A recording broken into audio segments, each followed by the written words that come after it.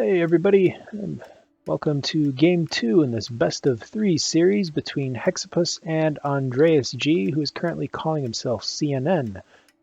AndreasG has the victory in the first game, and I'm Philothanic, joined by Blues. Blues, what do you think about this map? It is rather sparse. The aluminum is located in two pockets, really just in the opposite corners of the map from the carbon and iron. It's going to be difficult to work with that. There is a little bit of iron next to one of these aluminum patches that might be something interesting to work with. Otherwise, just resources is going to be very difficult. Right, there isn't really any spot that screams out to me, found here. I mean, it'll be interesting to see what our players decide to do, and right now they are hesitating, and I don't blame them one bit. Hexapus deciding to take the first found at 800 cash. This scavenger, decent scavenger found a high carbon and a low carbon, and then he's going to take the high aluminum, but that is going to be a decent shipping distance. It is nice that it does prevent Andreas from taking that high himself. If he wants the high, he has to reach to the other corner of the map. Now Andreas is going for a very risky opening, going to ship his iron in across the map. This is going to both cost a lot of fuel early and provide a very easy target for Hexapus to hit. Right, this is something Zoltar was talking about the other day. Steel's starting cheap this game, so having your iron so far away basically means your steel's not going to be profitable for quite some time, and it just feels like a mistake overall. Could have easily moved into this water or into this very expensive aluminum. I actually wonder how Andre's is going to scrape together the cash to get this last 30 aluminum, as long as Hexapus doesn't sell down. Right, Hexapus shows no signs. Well, Hexapus actually doesn't have anything to sell down. So we'll see if he sells any of the shipments down. If I'm Hexapus, I'm looking at this iron mine. I see either a mutiny or a power surge. Hit it with either one. Buy up a bunch of iron. Just shut down Andreas before he can do anything. And that's exactly what we see. Will we see step one as a freeze? Now I'd like to see him buy up that iron. There we go. He almost doesn't need to buy up iron to make these steel mills bad. That's true. Just a testament to the problems with that sort of opening. Although he is going to buy into it for good measure. I might as well twist the knife after you stick it in a little bit, just to make sure. One thing to note, we were talking about Andreas' potentially high fuel costs with shipping this iron. Hexapus is also shipping this aluminum quite a long distance. And he's gone into chems, which also use fuel. Now, chems do give a nice short-term cash bonus. They're making 59 a second, 57 falling rapidly.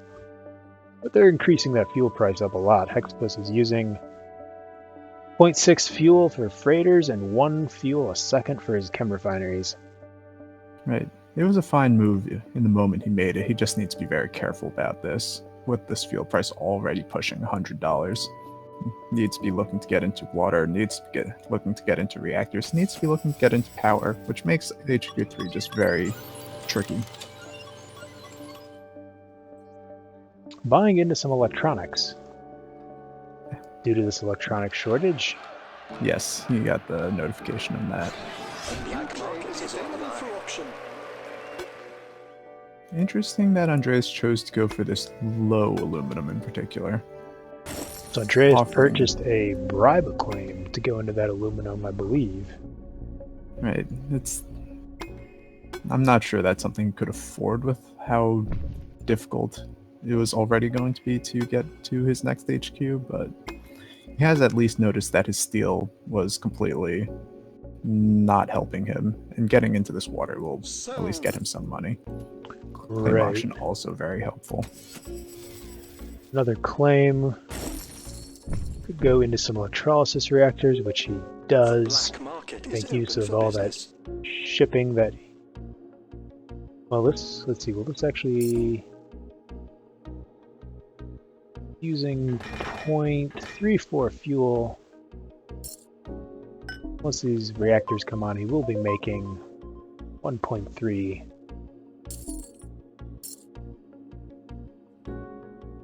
Fuel or so hopefully enough to get him to HQ2. Unfortunately, while we've been looking at this, Hexapus has gotten up to HQ3. He's moving into two electrolysis reactors, 2 solar condensers, and 2 wind turbines. I'm actually not all that on board with this goon squad on this wind turbine. I mean, it is fair to say that Andreas was making a fair amount of money since he switched into reactors and could afford to use black market, but then he uses it all on this upgrade, which is something desperately needed. So playing defensively like that doesn't necessarily do too much in your favor. Now this feels like a bold move. Hexapus is moving into a HQ3 hacker array. Right. With only 17k in cash plus resources, a lot of that actually in the hacker array, it's going to be interesting to see what he's actually going to try to do with that.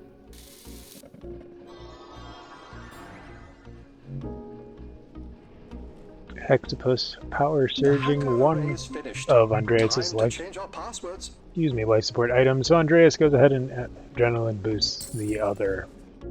Definitely seems like a misplacement on the boost. Could have put that centered on the water instead, which is easily the most profitable tile there. And now you already see the 2 reactors getting turned off. Great. Hexapus is hacking up power. Let's keep that power price nice and high. I do like the move, except I really don't like that he's auto-selling power and that he boosted out power.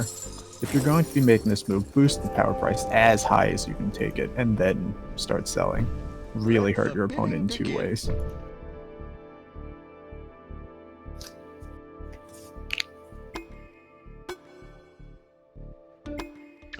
Hexapus does maintain his roughly 1.5 HQ lead over Andreas. Andreas needs another 18k to upgrade, 2 more k before he can hit that button. The black market is online.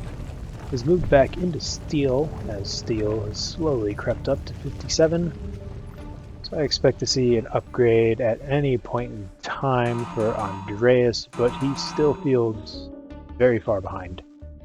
Right.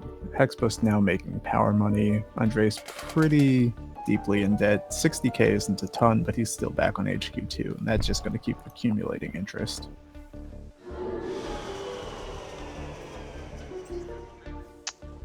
That hacker array has been able to fight the single adrenaline boosted wind turbine, but Hexapus is deciding to move into a 3rd wind turbine. I'm putting it in a triangle instead of a line. Again, really don't like this move into a goon squad for Hexapus. He very easily has the option to just stay aggressive, pick up this power surge, shut down this power instead of protecting his own. He is buying into Andreas, who has gotten into HQ3, moved into some power of his own. That power is currently unprotected, ungooned. Not sure if Hexapus has realized this, but either way he still has 23 seconds on his black market cooldown. That's the other reason why you go for the power surge first in particular. You get the shorter cooldown, pick up the goon if you still feel like you need it. And then you're actually able to respond to this sort of situation. That said, Hexapus still has a very large lead. Very large, and he appears to be... Well, I'm not sure where his money's going from. Okay, it went into a power surge, and he decides to go for the greedy power surge, and that backfires. I'm not really even sure that's the greedy power surge. You start at the end of the line, you still hit all 3 wind turbines, and you guarantee it. And that's even starting on the strongest wind turbine. I just don't understand the placement at all, unless he was really suspecting Goon in the middle. Well, Hexapus can end it right here. We'll tie up the series. We'll be heading into game 3 with a 1-1 tie, once this auction decides to stop delaying the game. We're not surprised, just disappointed. Auction unclaimed, bidding closed. Hexapus just has to sell down, but decides to power surge for good measure, and takes game 2. It's an interesting play off of this power hack that worked out nicely for him. I don't think it was necessarily executed as well as it could have been, but definitely got the job done. He did a good job of recognizing how to get his found started quickly, whereas AndreasG maybe made a few missteps with the iron and steel early that really put him far behind.